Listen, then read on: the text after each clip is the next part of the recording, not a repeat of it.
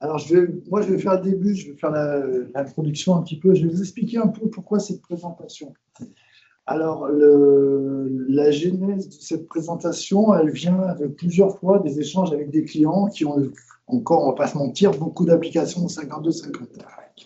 Et l'événement déclencheur, c'est un client qui, un jour, on lui a dit qu'il faudrait moderniser nos interfaces. Donc, qu'est-ce qu'il a fait? Il a embauché un jeune sorti de l'école qui lui a fait plusieurs interfaces PHP. Il a modernisé 4-5 écrans en PHP. Je vous épargne les péripéties pour arriver à le faire. Et puis, au bout d'un moment, ce qui s'est passé, au bout de 15 mois, un gamin, il a dit moi, je vais aller voir dans une autre boîte, c'est mieux, l'herbe est plus verte là-bas, je suis parti. Donc, le client, il s'est retrouvé avec ses interfaces 52-50, 2-3 écrans qui avaient été migrés en PHP, dont il ne maîtrisait pas la techno. Donc, qu'est-ce qu'il a fait? Il a embauché un autre gamin qui était sur... Je dis des gamins, c'est pas péjoratif, hein, c'est juste parce que moi je suis un Robert et que les gamins c'est des Kevin. Donc il a embauché un Kevin qui est venu, qui est resté un certain temps et puis ça n'a pas marché. Et au bout d'un moment, donc le gars il nous a appelé, il m'a dit moi je voudrais juste que mes écrans ne soient pas noirs et verts. Vous savez le fameux juste qu'on met dans une phrase quand votre femme elle vous dit attendez-moi juste 20 minutes. Vous savez, c'est le truc. C'est un peu ce juste-là, vous voyez le truc. Et là, j'ai pris le truc, je me suis dit, ouais, tiens, on pourrait faire quelque chose en 52-50. Je ne vous dis pas l'enthousiasme que j'ai eu à la boîte quand je leur ai dit qu'on allait travailler en 52-50 et qu'il fallait gratter ça. Ce n'était pas le grand enthousiasme. Hein. Parce que l'idée, c'était plutôt de travailler sur d'autres technos, sur d'autres choses, etc. Mais j'ai dit, quitte à le faire, on va essayer de le faire bien, parce que bon, il y a certainement certaines choses à gratter. Donc, on a poussé assez loin. Pour vous donner une idée, on a fait quand même corriger à IBM des bugs en Unicode sur des affichages de sous-fichiers multilignes. D'accord? Donc, on a vraiment poussé loin, on a vraiment poussé des tests assez loin, on a fait vraiment des choses assez poussées. Donc, l'idée, c'était quoi? C'était une interface qui est 52-50, comment on peut le maintenir? Donc, il y a une première partie que va vous faire Florian, où on va vous expliquer comment, juste avec ACS, redonner un petit look qui permet de passer. Alors, encore une fois, ça ne sera pas mirobolant, mais on sort du monde noir et vert, ce qu'on nous avait demandé. On aura une deuxième partie où il va vous parler un petit peu des différents mots-clés, des possibilités qu'on aurait pu utiliser depuis très longtemps et qu'on a raté, d'accord? Et également d'un troisième pan qui est juste, on aurait pu travailler mieux et plus intelligent depuis plus longtemps. Il y a des choses qu'on n'a pas cherchées. On sait faire des sous-fichiers où on peut trier à l'intérieur, d'accord? Ben, souvent, on ne l'a pas fait par paresse, mais c'est facile, c'est juste du code. On sait faire des sous-fichiers où on peut choisir les lignes à afficher. On sait appeler du Windows à partir d'un truc, mais simplement, souvent, on ne l'a pas fait. Donc, il y a 3 idées dans la présentation qu'on va essayer de faire. C'est comment, sans rien faire, juste en mettant un coup d'ACS, redonner un petit look. Comment, dans un deuxième temps, faire évoluer un peu les applications qu'on a pour pouvoir tirer parti de choses que jusque-là, on n'a pas utilisées, qui étaient disponibles en 52-50, soit en faisant des astuces de développement, en poussant un peu plus le développement, soit également en tirant parti des mots-clés graphiques. Également, on a poussé un petit peu, on a créé des outils que vous pouvez récupérer qui sont disponibles, qui vous permettent de faire de l'aide en ligne. En 15 minutes, vous pouvez faire de l'aide en ligne pour vos écrans, d'accord? Format UIM, sans rien connaître à UIM, ça vous génère tous les mots-clés et vous n'avez même pas besoin de recompiler le programme, d'accord? Donc, on a vraiment fait un travail de fond en se disant comment on peut arriver à maintenir encore cette partie 52-50 pendant un certain temps, parce que on va être obligé de toute façon de l'utiliser pendant encore un moment, et puis voilà, c'est ça l'idée. Vas-y. Je présente en 2 secondes. Donc moi, c'est Florian Grado, je travaille sur la plateforme IBMI depuis 2009. Je suis consultant IBMI chez Gaia Mini System. C'est la partie modernisation, hein, je vous le dis. Aussi. Du coup, Gaia Volubis, c'est de la formation. En fait, on peut vraiment faire tout ce qui est expertise technique, centre de service, formation. L'avantage, c'est que vraiment, on a tout le package. Donc, peux proposer un peu vraiment tout ce qu'on peut faire au niveau de l'IBMI. On fait partie du Common. Enfin, moi et Pierre-Louis d'ailleurs, on est tous partis. Puis ben, voilà. Je vais laisser Pierre-Louis se présenter derrière. Bah, moi, c'est un peu pareil, donc, sauf que c'est depuis plus longtemps. Hein. Donc, moi, je suis chez Gaïa depuis le début. On fait de l'IBMI et que de l'IBMI. Effectivement, on a une activité formation, une activité centre de service. On commence également à distribuer des produits. Et donc, c'est justement lui des produits. Donc, ça tombe bien. Et donc, voilà. Donc, mais vous me connaissez, je n'insiste pas. Et puis, de toute façon, vous pouvez nous suivre sur LinkedIn. Donc, on a de l'information gratuite que vous pourrez trouver sur Volubis, sur Gaïa. Et puis, si vous avez besoin, vous pouvez nous contacter. Vous nous trouvez partout. Introduction, ça va être facile. C'est bon, ça. Introduction, oui, c'est facile. Alors, il y a plusieurs pans qui sont intervenus dans la réflexion quand on a discuté avec les clients. C'est bien sûr charger l'interface visuelle du 5250 pour changer l'image de l'entreprise. C'est très con, mais quand vous arrivez dans une salle que tous les écrans sont en noir et vert, c'est pas pareil que quand ils sont en gris et bleu avec un logo au fond. C'est très con, mais ça fait une certaine différence au niveau même de l'image de l'entreprise.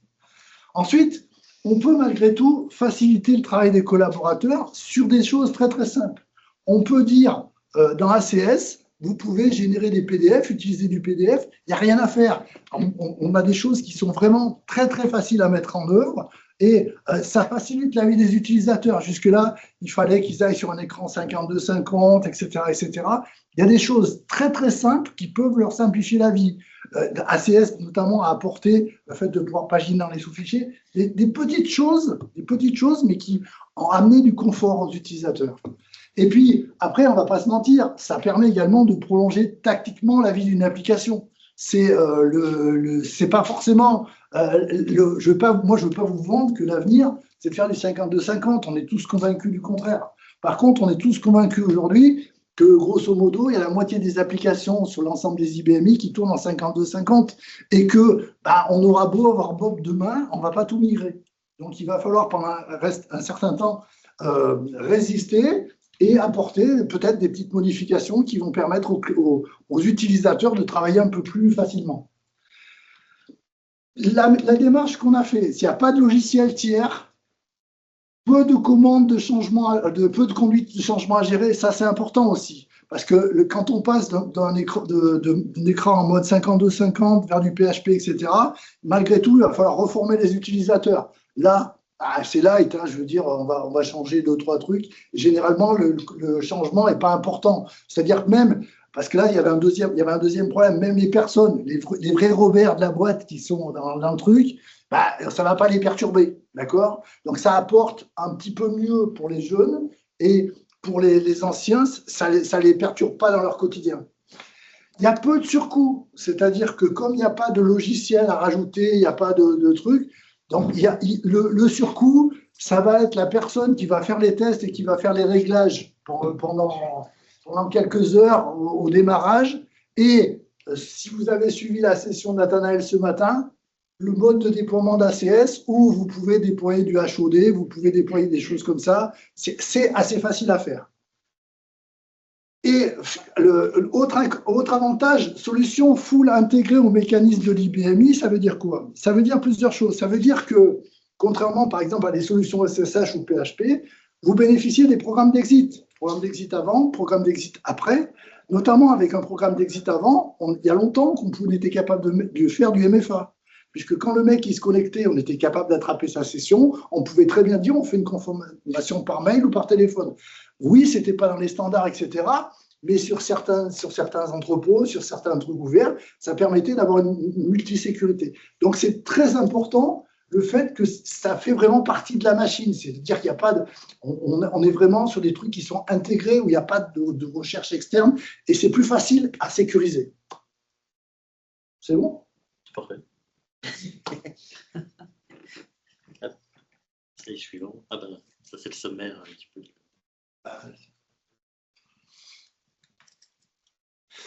Je fais la présentation et après je te laisse.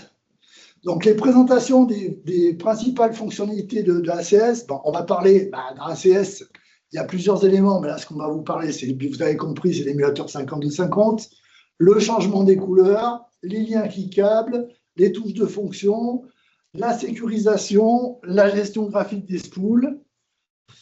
Et après, en deuxième partie, où on parlera un petit peu du mode de développement et également des nouvelles fonctionnalités graphiques. Elles ont été introduites en 1997. Je n'ose pas dire, je retiens ce que j'ai dit. Des fonctionnalités graphiques existantes et qu'on n'a pas utilisées. Rafraîchissement automatique, intégration Windows, je dirais utilisation de la souris, des choses comme ça, avec des mots, etc.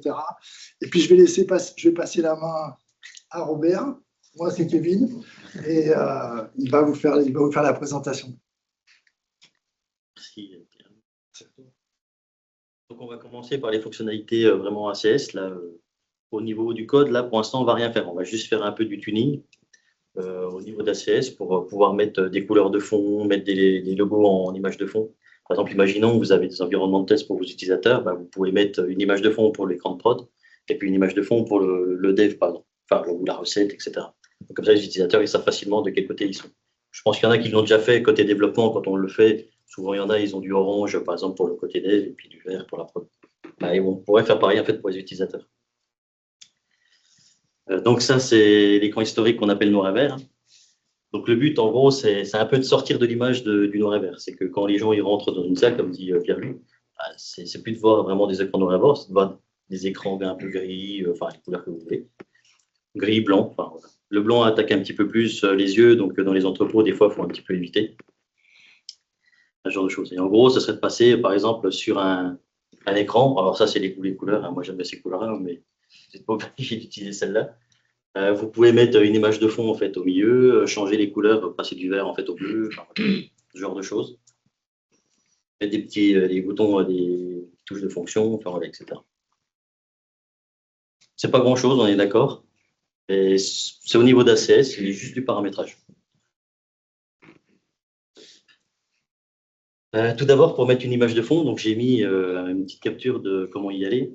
Donc vous faites édition, en fait préférence filigrane, et là vous avez toute une fenêtre qui s'affiche, et vous pouvez choisir le type de filigrane. Donc vous avez le choix entre le filigrane soit en image ou soit en texte. Donc soit on met production tout en rayure, et puis développement en rayure. Enfin, ouais. Là, sur l'image que j'ai mis avant, je suis parti sur une image texte. Donc, en gros, on dit juste image texte, on dit où c'est que c'est. Bon, là, c'est un point GIF. Et après, on donne la position. Donc, est-ce que vous voulez qu'elle soit au centre? Est-ce que vous voulez qu'il l'agrandisse? Alors, l'agrandir, après, ça devient tout moche. Hein. Et l'opacité, ça, c'est important. Il ne faut pas que ce soit trop clair, mais ni trop foncé. C'est juste parce que si on met une opacité trop importante, après, on voit moins les caractères qui sont sur l'écran. Donc, il faut régler un petit peu, hein, c'est assez vite. Souvent, je le règle à 40, 30, ça dépend de la couleur en fait, du logo et du texte que je mets. Ensuite, le changement des couleurs, parce qu'une fois que vous avez changé l'image de fond, souvent après, on change un petit peu les couleurs de devant, parce que si on passe sur du gris, des fois, par exemple, le turquoise, ça casse un peu les yeux, comme le jaune. Donc là, en fait, sur chaque type de couleur, donc vous appuyez sur le petit bouton là-haut, et sur chaque type de couleur, vous pouvez dire, en avant-plan, c'est du bleu foncé, et en arrière-plan, qu'est-ce que je mets? Donc, sur le vert, je dis que le vert, maintenant, ça devient du bleu foncé. Et couleur personnalisée, j'ai mis en arrière-plan, c'est du gris, mais si pas trop clair ni trop foncé, je m'étais mis un peu mieux. Et ça, vous le faites sur toutes les couleurs. Il faut bien le faire sur toutes les couleurs. Parce que sinon, si vous le faites par exemple pas sur le turquoise, vous allez avoir un fond noir qui va arriver, ou qui va s'afficher sur l'écran. Ça ne sera pas très joli. Mais c'est assez vite réglé, hein, je veux dire. Vous passez 10-15 minutes dessus, vous réglez toutes vos couleurs, et puis après, c'est fait. L'avantage, par exemple, c'est que si vous déployez aux utilisateurs, dès qu'ils arrivent dans la boîte, vous pouvez leur demander vous voulez un écran noir et vert ou un écran gris couleur de la boîte. Choisissent. Les liens cliquables. Donc ça, il faut le paramétrer. Donc j'ai mis édition, préférence, point de repère. Par défaut, les liens URL ne sont pas cliquables. Quand on dit cliquable, ça veut dire, par exemple, vous êtes sur une fiche fournisseur, vous avez l'adresse email, pas l'adresse email, mais l'adresse internet de son site, là où vous passez vos commandes. Vous pouvez le mettre en gros sur l'écran. Puis vous pourrez cliquer dessus et arriver directement dessus. Ça évite d'avoir toute une palanquée de favoris en fait pour après se balader et trouver le bon. Et ensuite, après, bah, là, j'ai mis Gaïa, par exemple, il est souligné. Du coup, ça veut dire, en fait, on peut cliquer dessus. Voilà. C'est pas grand-chose, je veux dire, c'est juste du paramétrage, mais après, le problème, c'est quand on est formé sur les BMI, souvent, bah, on est formé sur ACS, mais on n'est pas formé sur le paramétrage de ACS en complet. On ne sait pas forcément des fois qu'il y a toutes ces fonctionnalités qui sont disponibles. Activer des boutons, bah, c'est au même endroit. J'ai mis la capture, mais au final, c'est au même endroit. C'est juste un peu en dessous. Et vous avez des points de repère fonction numérique. Donc là, je lui ai dit un affichage en forme de bouton 3D. Donc, c'est les petits boutons gris en bas sur les touches de fonction. Enfin, je dis en bas. Si vous avez un F4 au milieu de l'écran, ils sont aussi sous forme de boutons. Et je lui ai dit la forme, en fait, c'est F et un numéro derrière. C'est sûr que si vous avez des codes fournisseurs, des fois, qui sont F et un numéro derrière, bah, il va croire que c'est une touche de fonction. Donc là, il faudra peut-être changer un petit peu la politique en fait, de reconnaissance. Et après, bah, du coup, ça donne ça voilà, en bas, par exemple, pour les touches de fonction. Et là, c'est sur un F4 du commande. Là, par exemple, sur un champ date, bah, vous pouvez faire en fait des invites F4 et on verra tout à l'heure. Vous pouvez afficher un calendrier comme si vous étiez sur un Windows, on va dire, mais en mode caractère. Ajouter un bouton. Donc en fait, là, c'est paramétrer la barre d'outils parce qu'en haut, si vous voyez dans la CS, vous avez une barre d'outils tout en haut avec des boutons. Les trois quarts, généralement, on ne s'en sert pas, mais ils sont là. Alors, vous avez les copier-coller, ceux-là, vous pouvez les enlever. Hein, mais... Et le but d'ajouter un bouton, c'est ici. Là, j'ai ajouté, par défaut, c'est ça. On verra. C'est pour ajouter un lien Internet. Si vous voulez, par exemple, je ne sais pas, vous avez un workflow d'achat, puis souvent, bah, pareil, vous rentrez dessus. Wiki ou quelque chose comme ça. Wiki ou n'importe. Bah, vous pouvez en fait ajouter un petit logo là-haut pour arriver directement dessus. Donc, vous faites ajouter un bouton, vous dites que c'est un bouton URL. Et là, par exemple, bah, j'ai mis Gaïa, c'est Gaïa. Et voilà, on voit le logo, en fait, c'est celui-là. Vous pouvez le changer si vous voulez. Alors, par contre, c'est un petit logo, donc prenez pas non plus une image immense. De mémoire, c'est un point GIF, ouais, c'est ça, qu'on peut changer. Et du coup, bah, après, ça apparaît ici. Donc, c'est Gaïa, puis bah, quand vous cliquez dessus, vous ouvrez directement. Juste pour la petite histoire, les boutons ici, ça c'est un peu pour les menus développeurs. Généralement, les utilisateurs ils n'ont pas, mais vous pouvez accéder à e-navigator par ici, gestion des spools ici, schéma de base de données, script SQL, tout ça. Vous n'êtes pas obligé d'aller dans navigator, enfin à chaque fois d'ouvrir vraiment chacun. Là, c'est plus la partie sécurisation. Bon, Nathanaël en a beaucoup parlé ce matin, mais grosso modo, comment ça se mettait en place au niveau d'une session ACS. J'ai envie de dire que c'est le côté un peu plus facile, mais donc, il faut ajouter et assigner en fait le certificat dans DCM. Et au niveau de l'émulateur, en fait, vous faites l'onglet communication configuration et juste au milieu, en fait, le protocole, vous le mettez en telnet, TLS, SSL. C'est comme ça en fait qu'on le paramètre. Donc, vous chargez votre certificat dans DCM, vous l'affectez, enfin, vous l'assignez plutôt. Une fois que vous avez fait ça, après, vous modifiez le fichier de config pour les sessions 52-50 et du coup, ça passe en sécurisé. Alors, des fois, le telnet laisse le flux passer vraiment en clair. On voit tout. Donc, comme disait Nathanaël, on tape user mot de passe, et ben, celui qui regarde, en fait, il voit user mot de passe avec tout. Et une fois que c'est fait, du coup, vous allez voir qu'en bas à droite, vous aurez un petit cadenas, c'est-à-dire que la connexion à l'Internet est sécurisée. Ça c'est côté client, mais est-ce que côté serveur, on peut imposer oui, on peut imposer du Faut faire le paramétrage, en fait, par exemple, côté chez vous, votre paramétrage et vous le déployez en fait sur après les postes utilisateurs. On peut l'imposer, on ne le fait pas parce qu'en fait, tu peux dire autorisé ou seulement sécurisé. Mais généralement, on ne le fait pas. On met autorisé et par contre, on suit par protocole tous ceux qui sont restés en telnet non sécurisé et on va leur mettre une baffe. Oui, c'est ça. On va dire c'est pas bien. Donc c'est ça l'idée. L'idée, c'est que voilà. Mais fermer, c'est un peu brutal parce que tu peux avoir un mec qui va devoir intervenir la nuit pour faire une intervention machin. S'il ne peut pas se connecter, c'est un peu violent. On peut le faire, on ne le fait pas. Mais même fermer par profil, en disant au fur et à mesure, notre parc tout le monde est devenu sécurisé. Donc, c'est ce qu'on fait, on le suit. L'idée, c'est qu'il n'y en ait plus. Mais généralement, on le fait en place.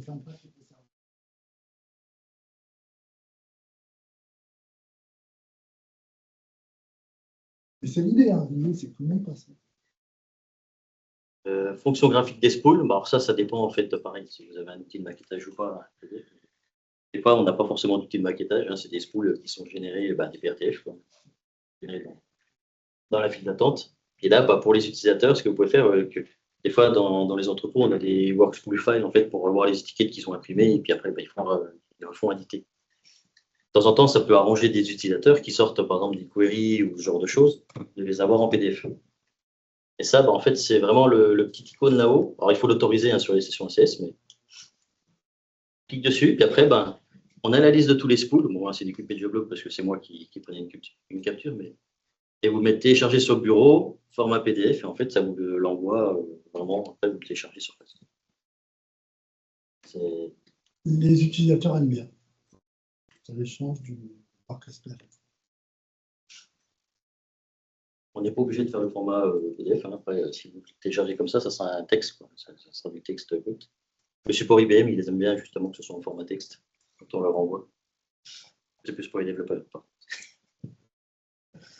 Voilà. Donc là, j'ai un peu, je n'ai pas fait non plus tout le tour de la partie paramétrage, mais grosso modo, si vous changez un peu les couleurs à ce niveau-là, des fois, ça peut permettre d'être un petit peu plus user-friendly que l'écran noir et vert. Et si vous voulez le déployer à vos utilisateurs, vous enregistrez une session HOD, et il suffit de déployer le fichier HOD sur le PC du client, et automatiquement, il y aura tout ce qui a été paramétré.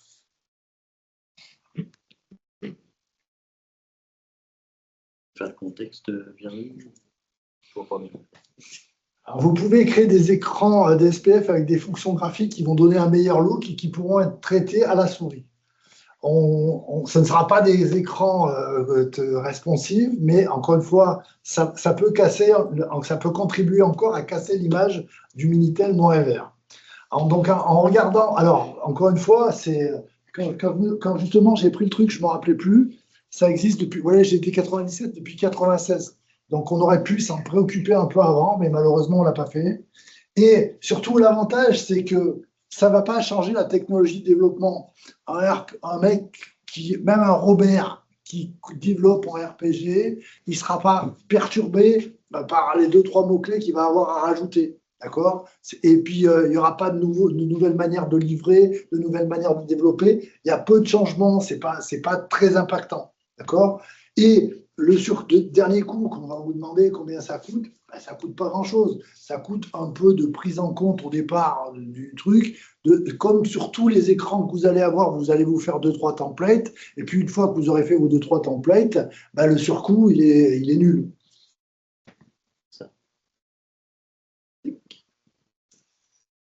Donc là, on a listé un petit peu toutes les fonctions graphiques qui sont disponibles au niveau du DDS. Donc j'ai mis quelques captures. Hein. On peut faire en fait des menus bars qui s'affichent en haut, donc travaux, fichiers. Là, j'ai mis plus des commandes pour développeurs. Mais après, on peut aussi faire des écrans un peu de ce style-là. Vous mettez un bouton radio, par exemple, vous faites un type de commande. Est-ce que c'est de la France ou de l'international? Je veux dire, soit l'utilisateur il clique, soit il se déplace avec la flèche et il fait en espace. En fait, et ça sélectionne le bouton radio. Donc les liens cliquables. Fournisseur historique, par exemple, vous êtes sur la fiche fournisseur au même titre que pour le lien. Vous pouvez l'historique des commandes, en fait. Vous pouvez mettre un petit bout, un peu je button, hein, on verra, mais vous cliquez dessus, puis hop, ça va ouvrir Excel avec la liste de toutes les commandes qu'on a passées chez lui. C'est le truc un peu con, mais au final, ça ne coûte pas grand-chose, et puis des fois, pour l'utilisateur, c'est un peu plus sympa. Et vous pouvez mettre des checkbox du combat. On verra qu'on peut en faire un sous-fichier. Hein. Là, j'ai juste mis des checkbox 5, l'une en dessous de l'autre. Voilà. Les menus bars, donc je vais commencer par cela. Donc en gros, ça fait un peu des pull down. On clique dessus, puis hop, ça descend, ça déroule. Pour le mettre en place, en gros, on aura 3 formats. Le premier format, en fait, pour le menu, c'est celui qui va décrire vraiment la barre de menu d'un onglet. Ça, c'est le premier format. Vous dites, voilà, j'ai un onglet, là, c'était précédent, c'était un onglet travaux pour les travaux, la gestion des travaux, puis un onglet pour la gestion des fichiers. Le format principal, donc ça va être votre écran, comme vous avez toujours un format principal. Et dessus, en fait, on lui dira que le menu bar, en fait, il est dessus. et un format par menu. Du coup, alors là, c'est vraiment un format par cooldown. Ça veut dire, je vais avoir un format pour la gestion des travaux, pour afficher tout ça, et un format pour la gestion des fichiers, pour afficher tout ça.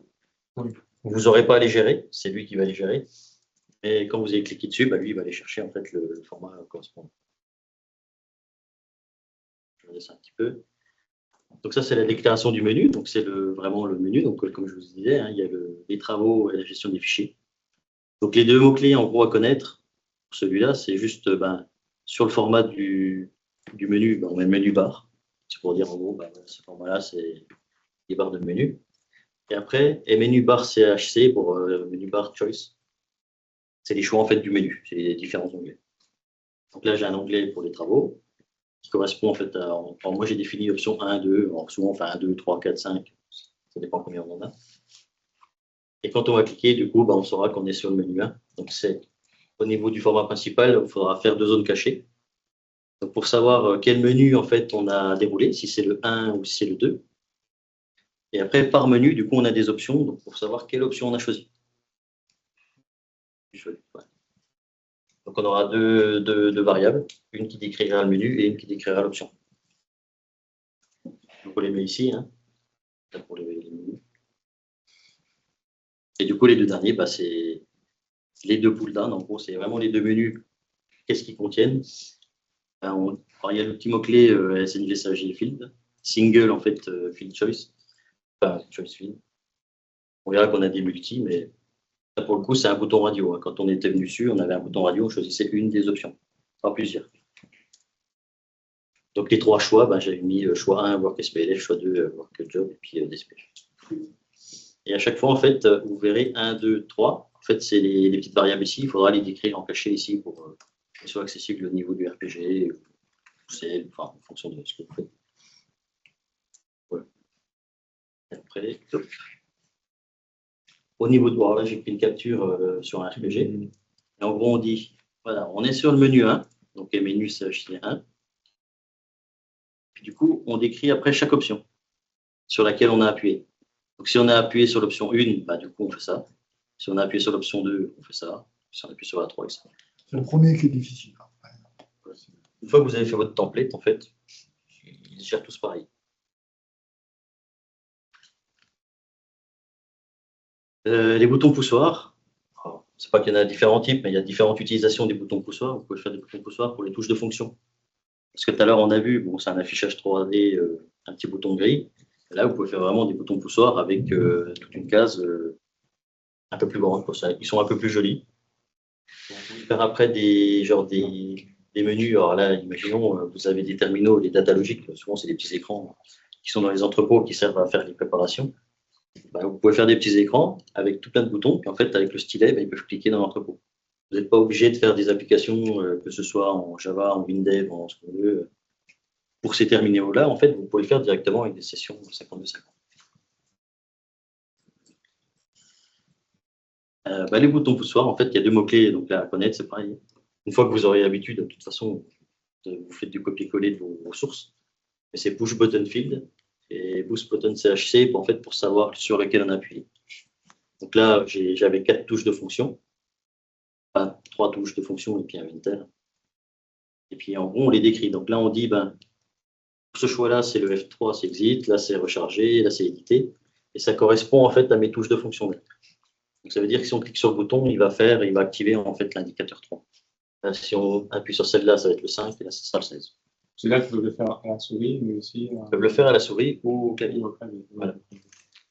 Donc les exports, par exemple, comme je disais, de l'historique des commandes, souvent les touches de fonction, on en a blindé, on en a plein. Les 12 premières, on les réserve souvent pour les touches classiques standard IBM. Et après, on arrive sur les 13, 14, 15. Alors, des fois, il y a des utilisateurs, il faut que le clavier, le FN soit activé et puis qu'ils savent que c'est les heures, en gros, pour faire du 13, 14, 15, savoir exactement. Là, l'avantage avec un bouton, c'est qu'il peut cliquer dessus, il n'y a pas besoin de savoir sur quelle touche F quelque chose. C'est juste plus rapide. Ça peut être plus pratique pour les utilisateurs. Puis dans le programme, au final, vous avez 2 choix. C'est soit vous testez la variable pour savoir sur lequel on est tombé, soit vous testez la touche de fonction, vu que là j'ai fait des touches de fonction en fait, pour les boutons. Ça, en fait, au niveau utilisation, c'est très simple, hein, c'est juste des variables qu'on teste. Les cases à cocher, donc là, vous en avez de types différents. On appelle ça un peu les single choice et les multiples. Donc les singles, c'est plutôt les boutons radio, vous dites France internationale, etc. Là, je les ai mis les deux l'un à côté de l'autre. Vous pouvez les mettre l'un au-dessus de l'autre. C'est dans l'ordre que vous voulez. C'est vous qui décidez en fait dans quel sens vous voulez les afficher. Même des fois, combien vous en voulez par colonne. Ça sera plus pour les multiples.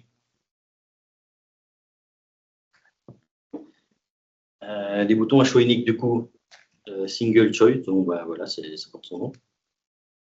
Et là, je lui ai dit, je l'affiche sur 2 colonnes. C'est pour ça que je les avais les deux, enfin, j'en ai 2 par ligne. Donc la France et l'international. Même principe, hein, il va affecter la valeur 1, 2, etc. Et après, ben, vous êtes dans votre RPG, puis vous tapez when is. Alors là, j'ai utilisé les trucs un peu plus récents, mais quand c'est 1, quand c'est 2.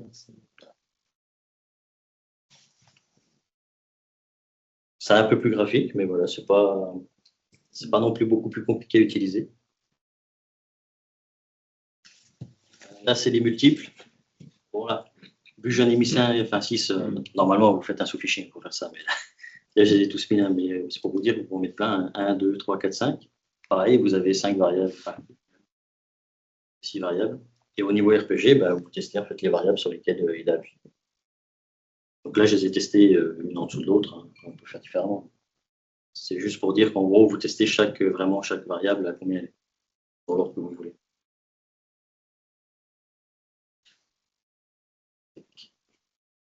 Donc les sous-fichiers, ben, même principe que les boutons radio et les cases à cocher, c'est que vous pouvez faire en fait des sous-fichiers avec soit une sélection. Donc souvent, c'est les invites, hein, j'ai envie de dire. Quand vous faites des invites, soit vous mettez un 1, c'est ce qui est fait généralement.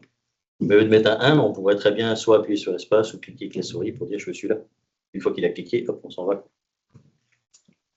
Ou si par exemple vous en voulez plusieurs, bah, vous sélectionnez ceux que vous voulez, et puis après, soit vous rajoutez un bouton valider, ou je ne sais rien, et hop, ça renverra en fait toutes les informations.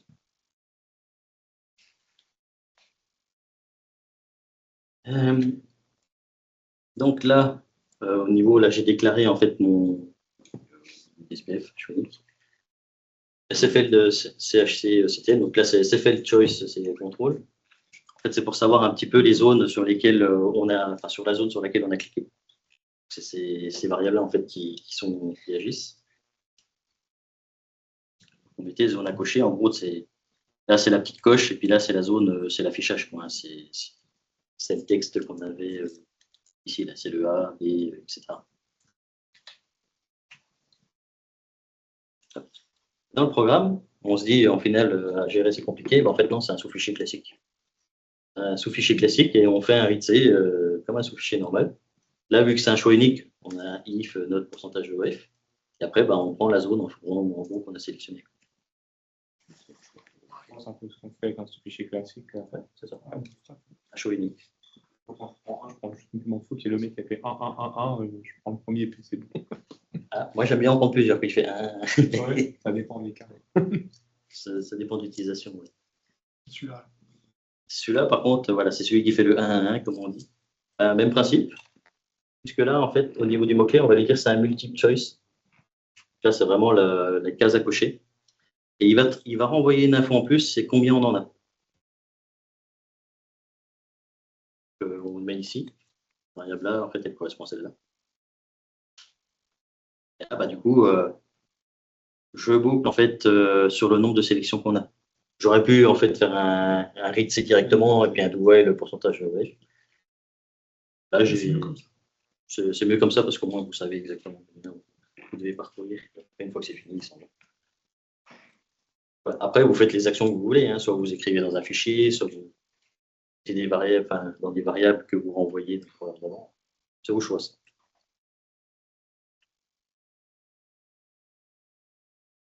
Juste une petite remarque en fait sur les sous-fichiers à taille, sur les sous-fichiers avec les choix comme ça. C'est que souvent ce qu'on fait, c'est qu'on peut fournir en gros la taille du sous-fichier. Et par contre, il faut gérer la valeur dans le RPG. Le SFA size, vous pouvez le rendre dynamique. Par contre, il faut bien le remplir au niveau du RPG. Il ne se gère comme les autres sous-fichiers, en fait, se gère normalement. Si on faisait des options. Ça, c'est des petits exemples. J'ai pris les captures à Pierre-Louis. On peut faire, par exemple, si vous avez des dates, vous pouvez faire des invites de dates, puis vous cliquez en fait sur le jour que vous voulez sélectionner. Là, vous avez les boutons, souvent les fenêtres de validation, par exemple, suppression d'un enregistrement, suppression d'un fournisseur, est-ce que vous êtes sûr, et puis vous mettez un bouton oui, non. Vous pouvez le rendre un peu dynamique, hein. Vous pouvez faire un fichier derrière avec un numéro, et puis vous allez récupérer en fait les boutons affichés.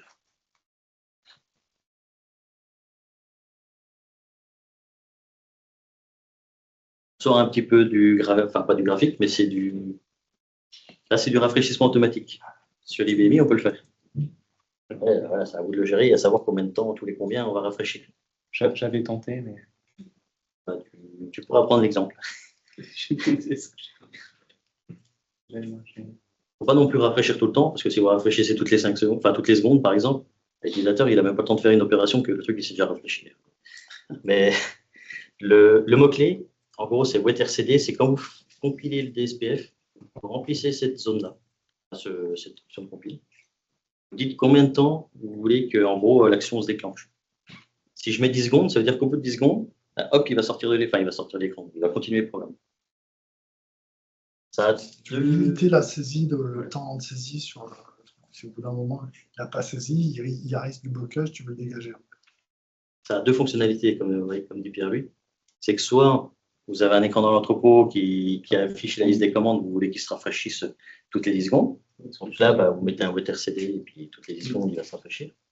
Ou soit, vous êtes un écran de saisie de commande, par exemple, vous avez des utilisateurs qui, souvent, l'autre, il veut faire la réception, mais il y a celui qui est au niveau commerce qui bloque la commande.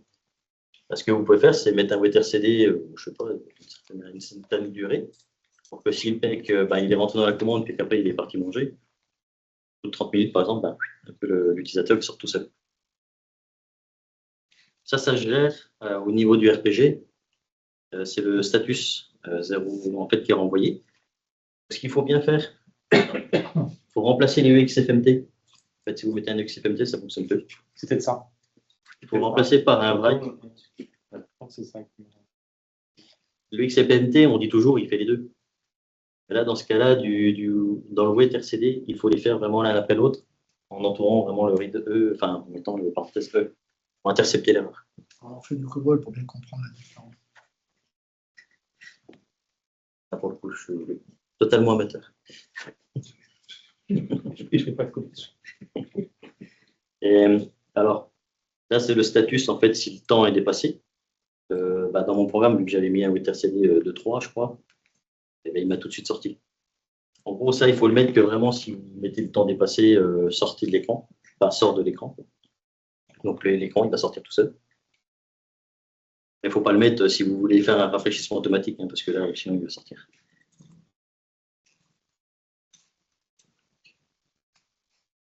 L'utilisation de la souris. Non seulement sur 5250, on pose énormément avec le clavier, on peut quasiment tout avec. Mais ce qu'on peut faire aussi, c'est tester les actions de la souris.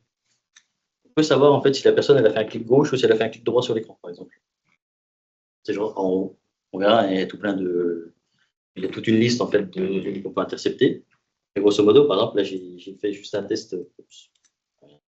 J'ai fait un test. J'ai cliqué à différents endroits avec et j'affiche juste où c'est que j'ai cliqué. Si je faisais le clic gauche, ça ne marchait pas. Donc là, au niveau du DSPF, clic gauche égale touche entrée, en fait, c'est ici que je lui dis mouse button, en fait, en gros, sur quel bouton j'ai appuyé. Et le étoile ULP, c'est ce qui détecte le clic gauche. C'est cette option-là qu'en fait, vous pouvez changer pour savoir sur quoi il a appuyé, s'il a relâché, s'il a appuyé. Puis d'autres choses. Et ça, ça c'est les zones de récupération du curseur, donc le RTNCSR-Log, je pense que vous le connaissez, celui-là, qui récupère en gros la position dans la grille où c'est qui se positionne.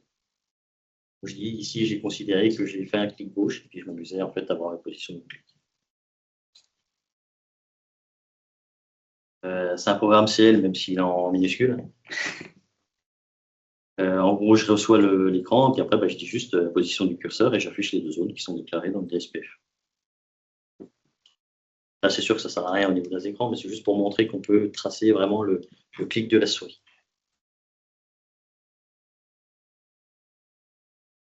Et ça, c'est toutes les opérations que vous pouvez tracer.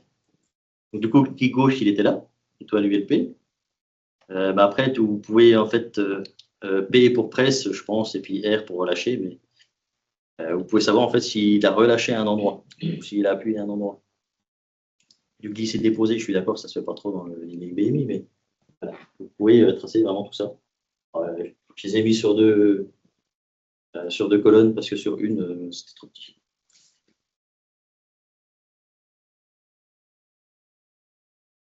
Intégré dans Windows. Alors là, pour le coup, on sort du DDS un petit peu. Juste montrer, en fait, c'est que au niveau des sessions 52-50, on peut lancer des commandes en fait Windows pour ouvrir des applications. Si on veut ouvrir l'explorateur, par exemple, pour rechercher un fichier, si on veut ouvrir Excel, si on veut ouvrir, etc. On peut le faire, c'est juste qu'il faut lancer deux commandes. Vous lancez strpco d'abord, pour démarrer en fait la commande, mais voilà, vous lancez des commandes sur le PC. Après, vous lancez la commande que vous voulez lancer. Donc, souvent, on fait un start PC CMD et vous dites qu'est-ce que vous voulez lancer. Alors là, je lance l'explorateur, mais je pourrais lancer Excel. Je peux lancer. Si vous avez des Excel qui sont, par exemple, vous générez l'Excel à un endroit, et après vous voulez qu'il s'ouvre automatiquement, bah, vous pouvez faire en fait un start PCO et puis vous générez, vous faites votre extraction Excel, spreadsheet, quoi. Puis après vous l'ouvrez à partir directement ici. Il suffit en fait de mettre le nom du fichier, c'est l'association qui est faite sur le PC qui va l'ouvrir. Si vous lui mettez toto.xls, automatiquement il va l'ouvrir par Excel sur le PC. C'est l'association qui est faite au niveau du PC qui va l'ouvrir. C'est ACS qui l'ouvre quand on détecte les choses. Non, c'est lui qui la va communication. En fait, il démarre un petit démon et il va démarrer dessus. C'est le PC. Souvent, c'est utilisé. Ça, PC, c'est intéressant, par contre, ça peut être vraiment un plus. Ouais, c'est souvent, par exemple, dans un sous-fichier, quand tu fais un export XLS, tu peux l'ouvrir directement derrière. Oui, dans le cas où, par exemple, il y a des entreprises, c'est vrai que dans les sous-fichiers, ils ont ça. C'est pour exporter en fait les données du sous-fichier qui sont chargés. Par exemple.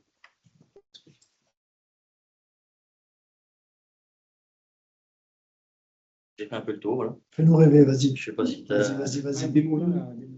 Non, mais je vais juste montrer en fait les 2-3 écrans. Comment c'est si on peut la vue.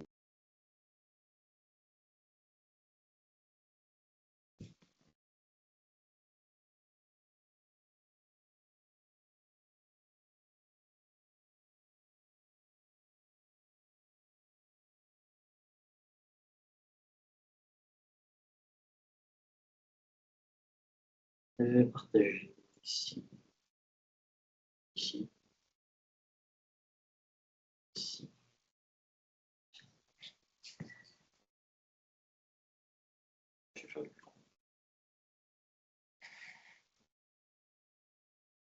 J'ai repris mon écran gris. Ça allait bien avec le thème du jour. Déjà, juste ajouter ma vie.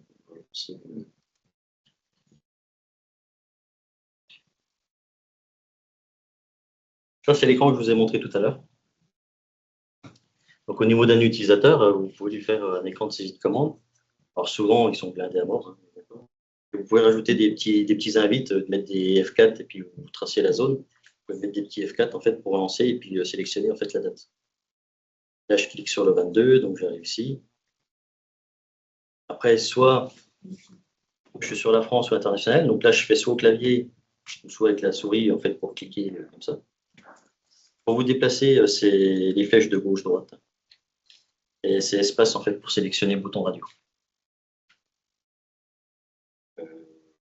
Ici sur pif. Donc là, j'ai juste mis un display pour montrer que j'ai saisi la France. Les liens cliquables, bah, je pense que je vais sortir si je. Voilà, du coup, ça ouvre le système. Là, vous pouvez saisir l'URL du client, du fournisseur, enfin, plein de choses. Des fois, il y en a, par exemple, dans la gestion d'entrepôt, vous avez des expéditions avec des transporteurs. Souvent, vous avez des liens de tracking. Ce que vous faites, vous mettez le lien de tracking, vous cliquez dessus, et puis du coup, ça arrive directement dessus. C'est des choses qu'on peut faire. Après, on sélectionne voilà, les articles. Puis les boutons, c'est pareil, c'est soit vous cliquez, ou soit on valide, et puis j'ai mis un display. Ça, c'est un petit peu pour les effets plus sympas. Je vais montrer le programme de quelqu'un qui est dans la salle, d'ailleurs. Je pense que vous connaissez ce genre de choses. C'est des mineurs. Je vous ai mis le lien si jamais vous voulez télécharger le code source pour pouvoir jouer chez vous. Mais là, en gros, voilà, je vais détecter et puis je vais dire, par exemple, clic droit, clic gauche. Bon, je suis expert du démineur, mais par exemple, là, je décide, j'ai appuyé sur le clic gauche, donc j'ai mis une croix. J'appuie sur le droit, du coup, après, ça ouvre. Celui-là, je pense que je peux faire celui-là aussi. C'est pour vous montrer qu'on peut utiliser le clic gauche, le clic droit, les boutons en bas. Il y en a qui font des choses sympas, il y en a qui font des Tetris, même, enfin, des puissances 4, tout ce qu'on veut. Mais voilà, c'est pour dire que sur les BMI, ok, on est sur des écrans 52-50, mais on peut quand même faire des petites choses. C'est sûr qu'au niveau production, bon, c'est pas ce qu'il y a le plus productif, hein, mais voilà. Mais c'est tout à fait possible de tracer les clics. Voilà, je vais repartir à zéro. Et on aurait juste un dernier écran si vous voulez. C'est que là, vous avez des écrans dans l'entrepôt. Vous n'êtes pas obligé de faire vraiment des applications souvent, c'est des clients lourds hein, qui sont installés avec des boutons, etc. C'est que là, vraiment, on peut cliquer au niveau du stylet et puis les personnes, elles sont dans l'entrepôt, elles peuvent cliquer dessus. J'ai quelqu'un qui m'a dit, ouais, mais moi, j'ai des gros doigts, alors du coup, ça ne va pas. Malheureusement, c'est comme ça. Gros doigts, on ne peut rien faire, en fait. C'est pas comme un client que j'ai eu où il appuyait avec un tournevis et au bout d'un moment, ça a fait un trou quand même. Et utiliser le stylet, ça fonctionne très bien. Et là, il dit qu'il y a vraiment un trou dans l'écran.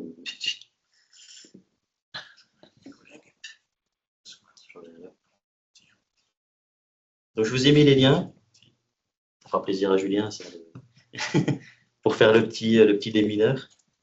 Et Pierre, lui, il a mis à disposition dans un GitHub justement la petite sélection des. C'est un programme de service parce que c'est pas parce qu'on fait du 52-50 qu'on ne peut pas faire de l'ILE. C'est un programme de service qui permet d'intégrer des fonctions, notamment le calendrier que vous avez vu tout à l'heure. Il y a une touche F4 qui est paramétrée. Il vous suffit d'indiquer un critère SQL, ça vous permet d'avoir une liste. Il y a un bouton poussoir, il y a la possibilité d'avoir du Windows, etc. Je sais pas trop. Il y a une dizaine de fonctions. Il y a la possibilité d'exécuter une commande avec la sécurisation par une liste d'autorisation. En fait, ce qu'on a eu besoin chez les clients, quoi. Donc, vous pouvez le récupérer. Il suffit de le compiler. Il y a un exemple, c'est de l'ILE classique, quoi. De toute façon, je vais poser le PDF sur la session schedule. Si jamais vous n'avez pas les liens, vous pouvez le trouver ici.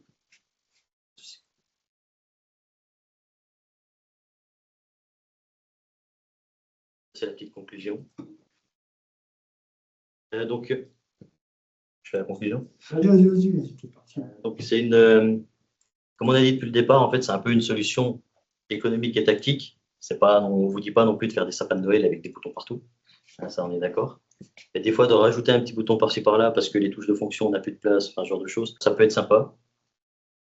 C'est sûr qu'on est d'accord que la finalité, ça devrait être de passer après un jour peut-être sur des écrans plus web, voilà, webvisés, etc.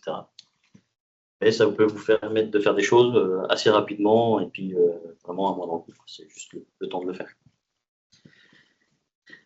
On peut respecter, on pourrait dire même il faut respecter les standards de développement, mais c'est pas parce que vous faites du 52-50 qu'il faut tout développer en mono, en programme. Pour faire des fonctions ILE, en fait, pour pouvoir les réutiliser, etc. Par exemple, l'exemple de Pierre-Louis, avec le programme de service et puis tous les écrans, c'est ce qu'il faut un peu faire. Ça vous permet de réutiliser et puis pas toujours réécrire les mêmes boutons poussoirs, les mêmes sous-fichiers, etc. Il faut essayer de les rendre vraiment le plus dynamique possible et puis vous les appelez dans les fonctions. Puis vous pouvez, alors ça c'est la petite partie, vous pouvez garder l'écran 52-50 en couche de restitution. Vous pouvez très bien avoir déjà des écrans web. Au final, vous avez toujours vos anciennes applications qui tournent toujours, qui, on va dire, elles communiquent. Hein. Mais le fait, par exemple, on crée des programmes, vous avez des web services qui sont exposés. Soit, OK, vous déployez dans AWS, vous prenez le Swagger, vous allez dans Postman, puis vous le testez. Rien ne vous empêche de le tester directement côté 5250. Je veux dire, vous lancez le programme directement, et puis vous le prenez en debug dans RDI, et puis vous changez les paramètres. Voilà. C'est bien des fois de garder les deux quand même. Ça vous permet de tester plus rapidement pour vous. C'est toujours accessible aux utilisateurs. Et puis vous avez la couche graphique pour la restitution aussi. Vous avez déjà ça mis ça en place.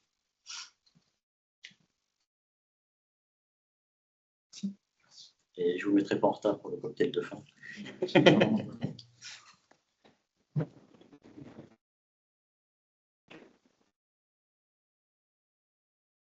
Si vous avez des questions, vous n'hésitez pas. Hein, de toute façon, on est là, on est disponible. Vous pouvez aller voir sur notre blog, Blog Gaia, par exemple. Quand on a des genres de choses, on n'hésite pas à le publier. Hein, c'est vraiment, on ne cache rien. Quoi. Toutes les semaines, on va poster un truc tous les mardis, si vous voulez regarder. Vous pouvez vous abonner sur le LinkedIn. Hein, souvent, c'est des problèmes qu'on a rencontrés, par exemple, etc. Et on se dit, d'autres personnes peuvent le rencontrer, donc on partage. Voilà, vous pouvez même nous soumettre des idées. Hein. Aussi. N'hésitez pas.